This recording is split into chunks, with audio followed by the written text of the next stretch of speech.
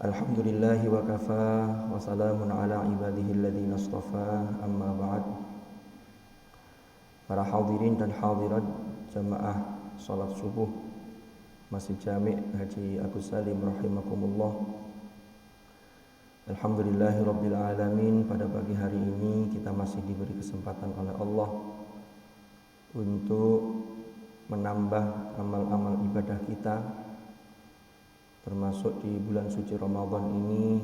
Pagi ini kita melaksanakan sholat subuh secara berjamaah dan dilanjutkan dengan al-ishtighalu bil ilm, yaitu kita menyibukkan diri dengan ilmu. Mudah-mudahan apa yang kita lakukan ini senantiasa mendapatkan ridha Allah Subhanahu wa taala. Amin amin ya rabbal alamin. Para bapak, para ibu, hadirin hadirat rahimakumullah. Pada episode kali ini kita akan melanjutkan silsilatul i'jaz al-Qur'ani, yaitu seri kemukjizatan Al-Qur'an. Ini insyaallah Senin terakhir jika Ramadan kita 29. Berarti hari Ahad, hari Senin sudah Id. Tapi jika Ramadannya 30 berarti Selasa kita baru 1 Syawal. Tapi sesuai jadwal, ini episode yang terakhir untuk seri kemukjizatan Al-Quran. Sehingga kalau kemarin kita bahas bahwa ada 5 aspek dari Al-I'jaz Al-Qur'ani, yang sudah kita bahas adalah kemukjizatan dari aspek bahasa, lalu dari aspek ilmiah, dari aspek pemberitaan hal-hal yang gaib.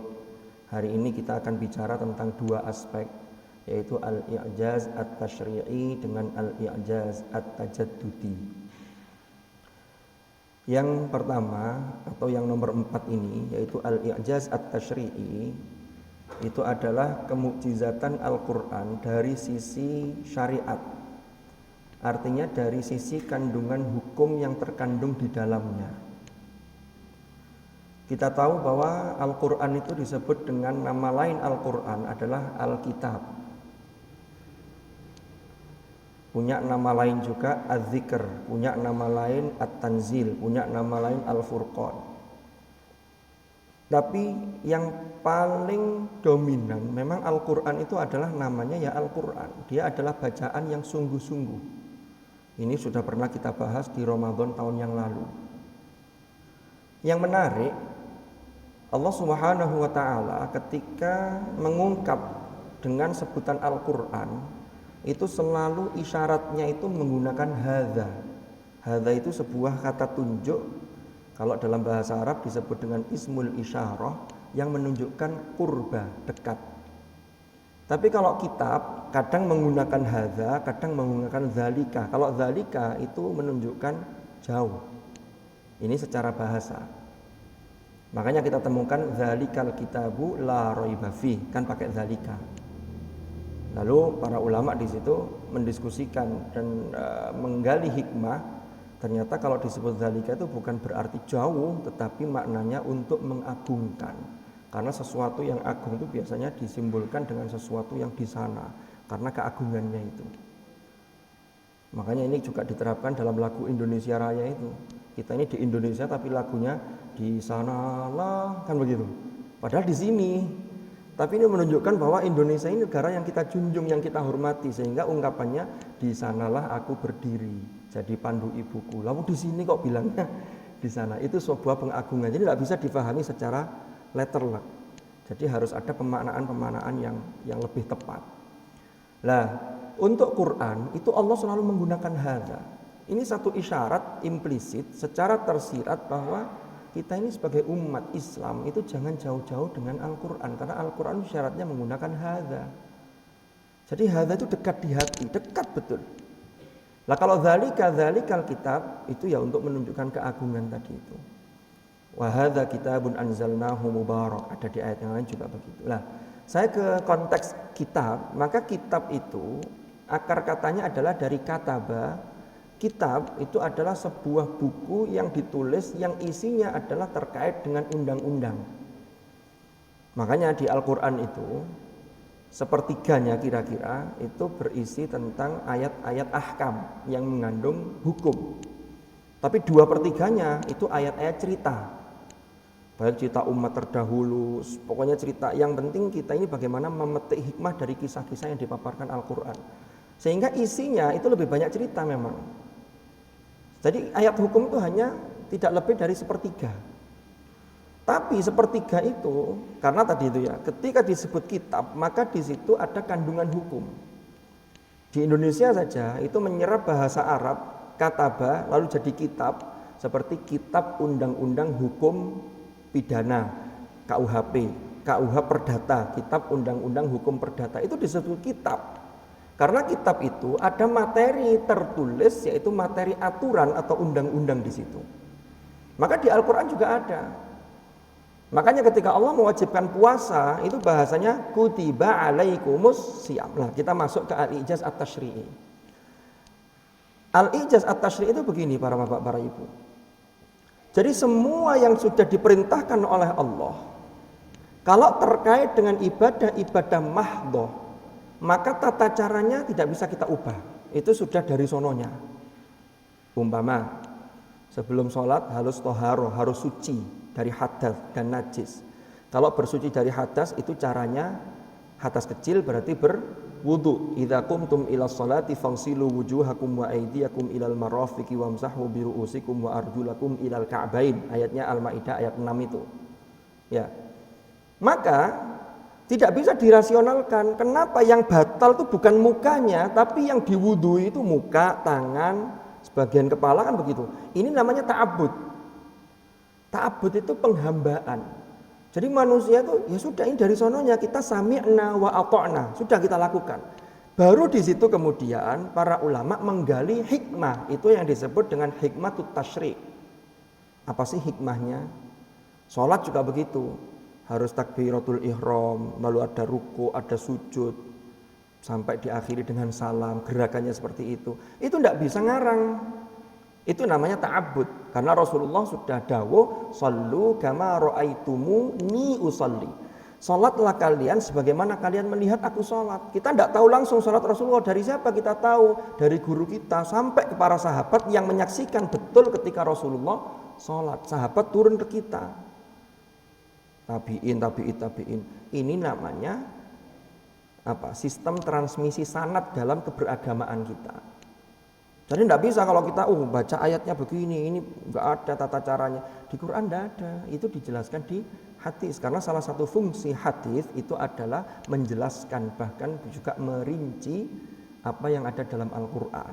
Karena ada banyak itu beberapa ciri peran atau fungsi dari hadis itu. Oke. Sekarang saya masuk ke al-ijaz at-tashri'i.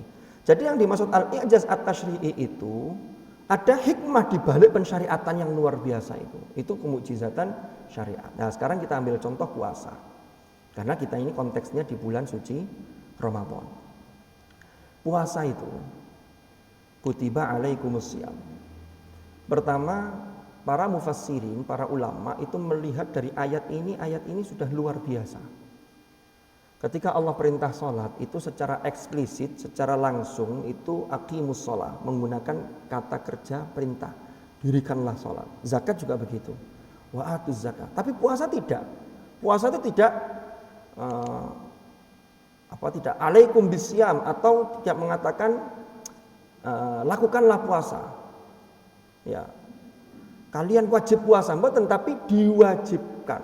Nah itu kalau dalam kajian bahasa sastra Arab, maka kutiba itu secara morfologis itu mabninya mabni majhul, yang pelakunya, fa'ilnya itu tidak ditampakkan di situ. Siapa yang mewajibkan? Tidak dimunculkan. Hanya dikatakan diwajibkan bagi kalian berpuasa. Apa artinya? Ternyata ini aspek puasa itu memang ini kewajiban ta'abbud, tetapi dampaknya itu luar biasa dan itu menjadi kebutuhan kita sebagai manusia. Makanya ketika kutiba alaikumusiyam, alaikumnya kembali kemana? Amanu, ya ayyuhalladzina amanu. Sehingga responnya masing-masing orang beriman itu bisa berbeda-beda. Ada yang puasa secara zahir, ya tidak makan, ya tidak minum. Tapi perilakunya mohon maaf, itu masih tetap saja maksiat. Omongannya masih seperti tidak puasa. Bohong ya biasa, mohon maaf, sumpah serapah, misuh ya biasa. Ada orang-orang seperti itu. Tapi secara fikih dia gugur kewajiban. Tapi kan eman puasa kayak begini. Makanya Imam Ghazali membagi tingkatan orang yang puasa itu menjadi ada klasternya. Ada 3 klaster paling tidak, kan begitu. Oke, saya kembali ke kutipan. Coba kita lihat, puasa itu pertama itu memberikan dampak atau al-i'jaz at-tasyri'i itu dari berbagai sisi. Pertama dari aspek spiritual. Apa aspek spiritualnya? Kalau di Al-Quran 183 surah Al-Baqarah itu la'allakum tattaqun. Maka orang yang puasa itu sesungguhnya dia di-upgrade ketakwaannya karena dia mengendalikan emosinya, mengendalikan sesuatu yang sesungguhnya boleh tapi direm dulu. Ini ada spiritual, ada emosional. Bahkan kalau dalam teori modern, ternyata hasil penelitian, kesuksesan seseorang di masa depan, termasuk di masa tuanya, di masa dewasanya, itu yang paling banyak menentukan adalah kecerdasan emosional. Kecerdasan yang hanya mengandalkan intelektual, itu kalau emosional tidak cerdas, ini kadang-kadang sering gagal di masyarakat. Ya. Jadi emosi. Ketika orang puasa, coba kita bayangkan. Pertama, puasa itu kan sudah berniat sejak malam harinya. Karena Rasulullah itu dawuh begini, man lam yubayyit as-siyama qabla al-fajri fala siyama lahu. Barang siapa yang tidak berniat puasa di malam hari, ini khusus untuk puasa yang wajib seperti Ramadan. Kalau puasa sunnah sudah lewat waktu subuh baru niat tidak masalah. Tapi kalau Ramadan harus bermalam. Nah ini kadang-kadang banyak orang salah paham. Bermalam dikira mesti harus nginep, harus tidur dulu. Enggak, yang penting qoblal fajri, sebelum azan subuh.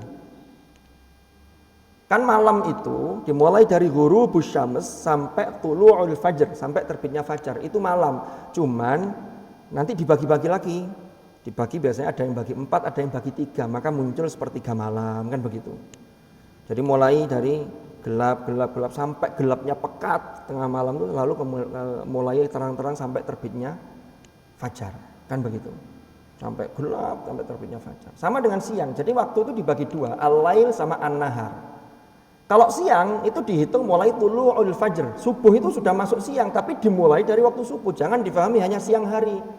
Ini yang banyak orang gagal paham, mohon maaf. Ada orang-orang awam, bukan di sini ya, di tempat lain, ketika membaca bahwa puasa itu tidak boleh, mohon maaf, hubungan dengan suami istri tidak boleh di siang hari. Oh berarti mari subuh gak popo. Keliru. Habis subuh juga tidak boleh karena habis subuh itu sudah masuk siang. Karena sudah tulu'ul fajr. Malam boleh karena aturannya uhilla lakum lailatas siyamir rafathu ila nisaikum. Laki-laki banyak orang salah paham juga. Apakah mandinya harus malam? Ternyata tidak. Jadi agama itu memberi keringanan banget bagi kita. Jadi mandinya kapan? Mandinya itu boleh setelah imsak, boleh setelah subuh. Yang penting sebelum sholat subuh. Kalau sholat subuh harus dalam kondisi suci.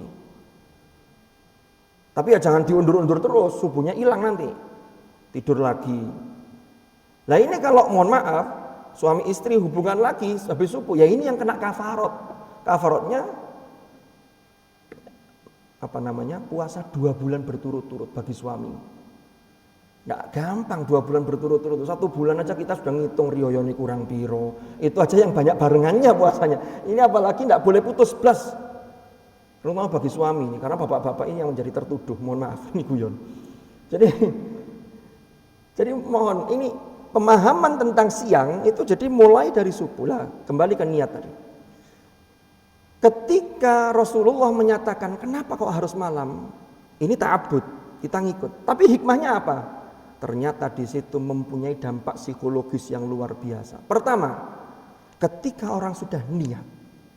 Niat itu kan tempatnya di hati. Kalau dalam bahasa Al-Qur'an itu, lahum qulubun la yafqahuna biha, itu kalau orang-orang tidak memfungsikan hati. Hati itu seringkali disebut dengan fuad.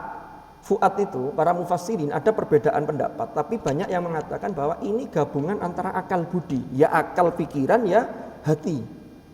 Sehingga hati itu bisa tempatnya berpikir, karena antara akal dan hati ini harus saling berkolaborasi. Kalau akal tempatnya analisis, hati ini tempatnya fondasi, tempatnya keimanan. Ini akan berkolaborasi, akan memberikan begini. Ada hal-hal yang suprarasional yang itu harus urusan hati, tapi ada yang memang rasionalitas itu bisa mendukung untuk memperkuat keimanan. Jadi saling terkait. Maka disebut dengan fuad. Lah orang itu kalau hati, pikiran itu jenderalnya tubuh kita ini. Ketika orang sudah niat, maka jenderalnya, panglimanya itu akan memerintahkan, wahai organ-organ yang ada dalam fisik ini, besok kita puasa. Siapkan segala sesuatu. Semua menyatakan siap. Kalau sudah siap, maka termasuk lambung, itu produksi gastin, asam lambung di dalam lambung itu berbeda dengan orang yang tidak berniat untuk puasa. Karena orang sakit lambung itu penyebabnya macam-macam. Ada yang karena mungkin dia tidak puasa tapi pola makannya tidak teratur, sehingga di situ produksi asam lambungnya berlebih, berbeda, sehingga bisa menyebabkan dia terus meminta karena tidak ada perintah dari otak untuk dia puasa. Loh ini urusan niat. Tapi ada juga orang sakit lambung itu karena pikiran. Pikiran itu sangat terkait dengan urusan lambung. Ada orang itu yang makannya sudah teratur, tapi karena ada tekanan-tekanan psikologis dalam kehidupannya, itu yang naik asam lambungnya, sehingga sakit juga lambungnya itu. Dan itu dampaknya kemana-mana. Bisa naik ke jantung, menekan jantung, sehingga nanti ya itu bisa ada kematian mendadak, lalu bisa ke organ-organ yang lain. Jadi memang pikiran itu punya peran yang luar biasa. Betapa banyak orang yang sakit itu, asalnya fisiknya baik-baik saja, tapi karena gara-gara pikiran, akhirnya dia sakit. Maka disinilah Al-Quran itu menjadi hudan. Kalau kita download terus, kita berusaha terus, maka itu insya Allah menjadi syifa. Kan begitu. Oke, jadi pertama ini. Lalu yang kedua, kita memanage emosi. Nah ini kan harus dilatih. Tidak ada anugerah Allah yang diberikan kepada manusia itu yang bisa terasah tanpa latihan. Mesti latihan.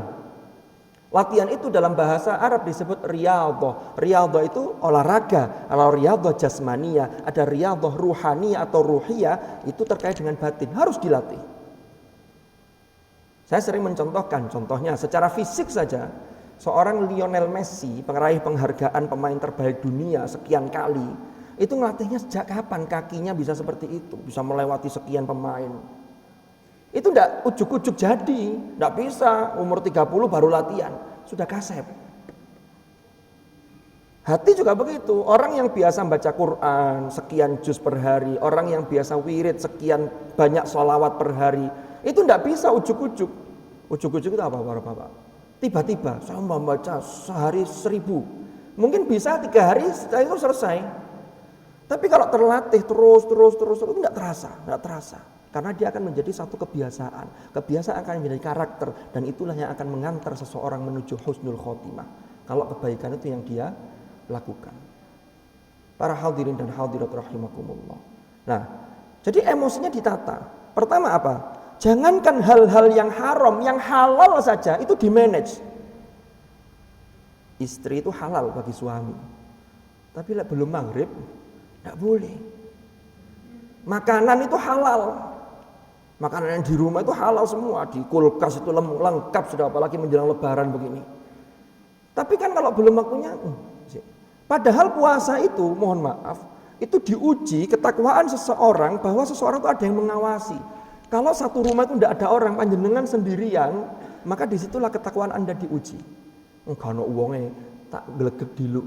Atau kalau di jeding ada air keran, kok kelihatannya segar. Ini mungkin masih anak-anak dulu ya, kalau sudah dewasa kan sudah beda.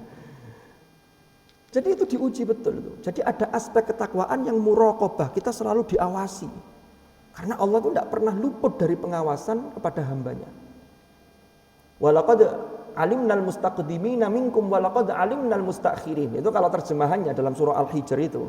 Sungguh Allah tahu siapa di antara kalian orang-orang yang mustaqdimin. Itu maknanya bisa orang mustaqdimin itu yang orang terdahulu dan orang mustakhirin yang akan datang. Tapi ada penafsiran lain yang mustaqdimin itu adalah termasuk orang yang sering jamaah mengambil shaf yang paling depan dengan yang datang belakangan. Itu dipantau oleh Allah.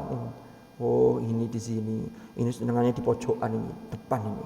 Setengah ini mengejar soft pertama, tapi kadang-kadang agak telat jadi soft belakangan. Tapi Allah tahu dalam hati seseorang. Ada yang Jumatan itu sukanya singku kari-kari. Cek oleh unto. Loh kenapa kok kari-kari kok dapat unto? Bukannya yang unto yang depan? Iya, karena kalau datang duluan kan di depan ngantuk sehingga tidur. Kalau tidur kan untone ucul. Dicekel sama yang belakangnya guyonan. Jadi begitu. Kembali ke puasa.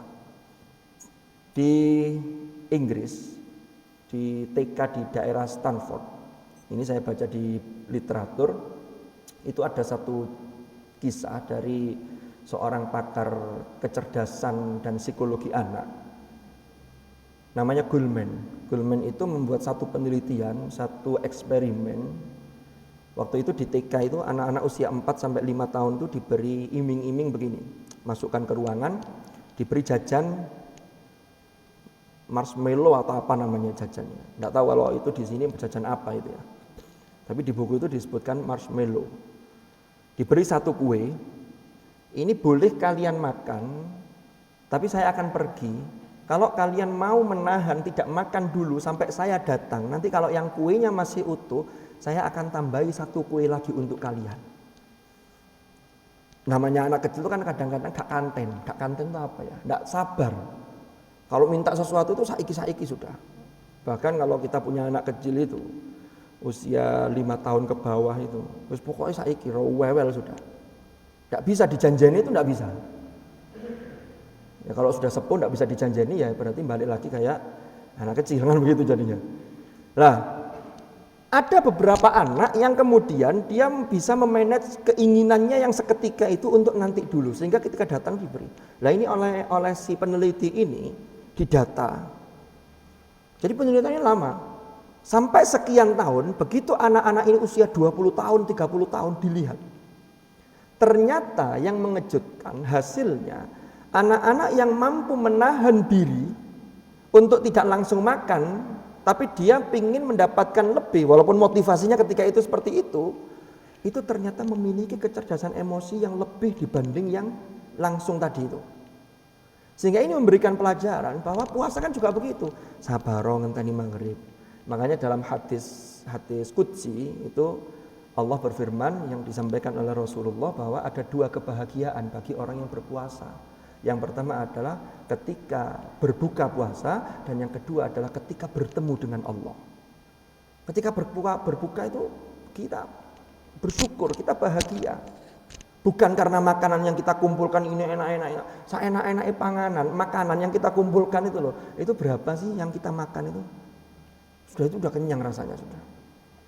Nanti kalau kekenyangan terlalu nemen ya tarawih nanti nggak fokus.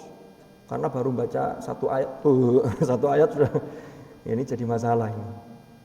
Kembali ke puasa. Jadi puasa memberikan dampak-dampak yang luar biasa. Belum lagi dampak yang lain. Contohnya ada dampak sosial. Apa dampak sosialnya? Ini harapan dari puasa. Dampak sosial itu ketika seseorang puasa lalu dia merasakan lapar yang selama ini dia mungkin di rumahnya tidak pernah ngerti rasanya luwe. Bagaimana orang lain? Dia punya empati. Orang lain yang memang dalam sehari itu tidak mendapatkan bahan makanan. Makanya di sini diajarkan puasa lalu disambung dengan zakat fitrah lalu ditutup dengan Idul Fitr. Yang Idul Fitr itu kita kembali kepada kesucian dengan kembali kepada fitrah kita sebagai abd, sebagai hamba Allah. Yang hamba Allah itu tugasnya tidak lain adalah liya'budun. Yang tugasnya itu adalah tidak lain ibadah sekaligus merasa bahwa manusia itu adalah makhluk yang lemah sehingga kita butuh orang lain. Nah ini hikmah-hikmah dari puasa yang bisa masuk dalam kategori al-i'jaz at-tashri'i. Belum lagi dari aspek kesehatan. Sumu tasihu, Rasulullah dawuh, berpuasalah kalian maka kalian niscaya akan sehat. Ini sudah benar hadis ini, pasti benar. Cuman yang salah itu kadang-kadang teknisnya, kita ini teknisnya yang keliru. Itu tadi, buka puasa langsung lep sembarang kalir. Akhirnya jadi masalah. Padahal ketika Rasulullah itu beliau mencontohkan. Kan orang puasa itu memang asupan bahan makanan berkurang, tapi disitulah ternyata kadar gula yang ada di dalam tubuh kita itu betul-betul diolah menjadi energi.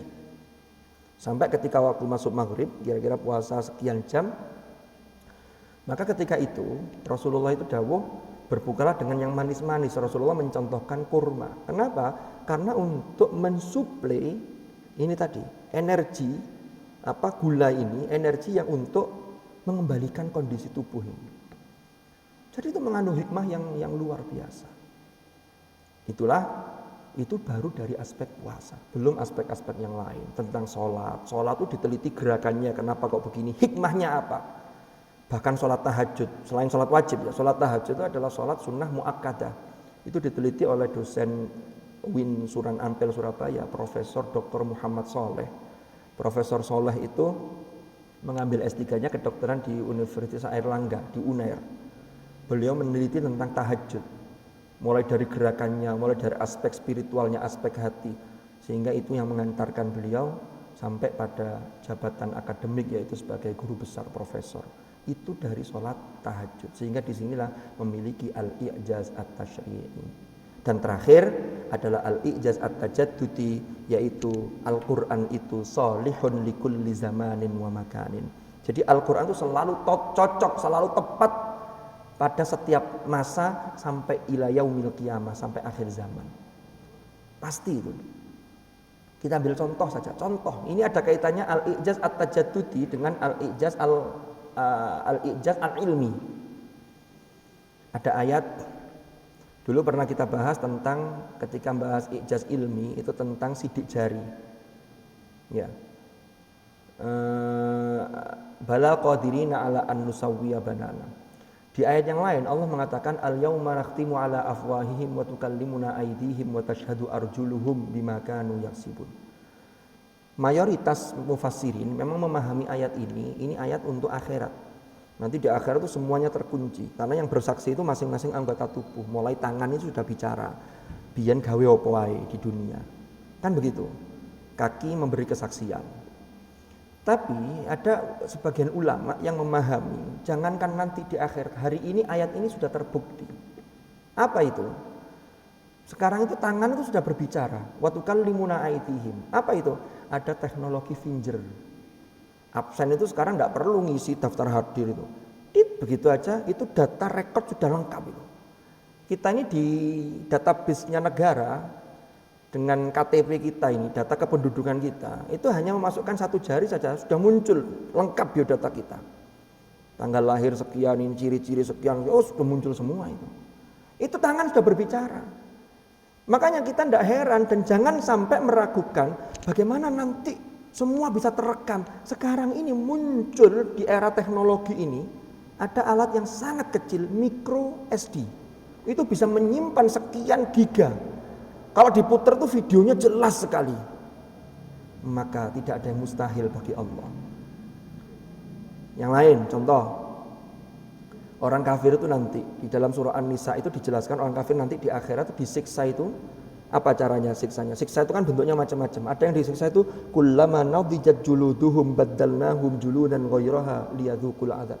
Setiap kulit mereka terlepas, terkelupas, itu kami ganti dengan kulit yang lain agar mereka merasakan betul siksa kami yang sangat pedih. Yang menarik di ayat ini menggunakan julud itu jamak dari jildun. Kenapa kok juluduhum? Pertama, ternyata kulit itu tidak hanya lapisan atas, tapi dia punya jaringan-jaringan yang tipis dan itu berlapis-lapis. Mungkin ada di antara panjenengan yang sekolah di kedokteran atau jadi dokter, itu ketika di laboratorium anatomi ya, meneliti tentang kadaver orang mayit ya yang sudah meninggal, lalu dikelupas jaringannya. Itu sekian pertemuan dan itu hanya meneliti jaringan kulit. Kenapa kok harus kulit yang dikembalikan kalau disiksa lagi? Karena orang merasakan sakit itu ada pada tembusan ketika jaringan kulit itu. Contoh, ketika panjenengan ditusuk jarum, yang sakit cekit itu ketika di jaringan kulit ini. Ketika sudah melewati masuk ke dalam, kadang sudah tidak merasakan sakit. Ketika orang memasukkan infus, ketika mencari masuk pertama itu kan sakit, tapi ketika sudah tertancap lalu di plester itu sudah biasa. Makanya di sini Allah menyiksa itu dengan kullama nadijat juluduhum baddalnahum juludan ghairaha liyadzuqul adzab. Jadi Al-Quran selalu sholihun likulli zamanin wa makanin. Tapi yang perlu jadi catatan, jangan sampai seseorang itu menafsirkan sekehendaknya. Karena semua ada aturannya, ada pakem-pakemnya. Yang tidak boleh adalah menafsirkan sekehendak hatinya, apalagi sesuai hawa nafsunya, kepentingannya. Ada ayatnya itu, ini ayatnya, dipaksakan untuk mendukung hawa nafsunya. Ini yang tidak boleh.